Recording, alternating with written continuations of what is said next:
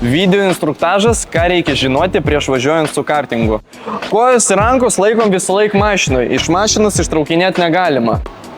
Ant vairo yra rodiklė, rodo kryptį, kur mašinytė važiuoja. Tai pavyzdžiui, jeigu rodiklė rodys į dešinę, reiškia mašinytė irgi važiuos į dešinę. Iš dešinės pusės gazo pedalas.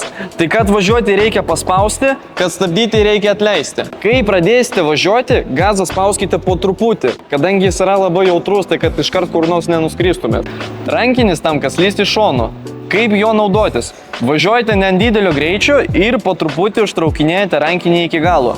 Jūsų užpakalis pradeda vilioti, bet į jį didelį dėmesį nekreipkite, kadangi rodiklė lieka vis tiek toj pačioj vietoj. Tai realiai, kai važiavot pagal trasą, taip ir važiuokite. Naudokitės pastoviai rankiniu, o su vairu labai švelnai.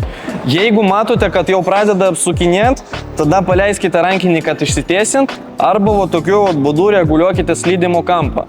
Jeigu slydimo metu irgi matote, kad per labai didelis kampas, arba jau kur nors nuskrendat, tada paleidžiat rankinį ir išsivaldot situaciją. Būkite atsargus ir gero važiavimo.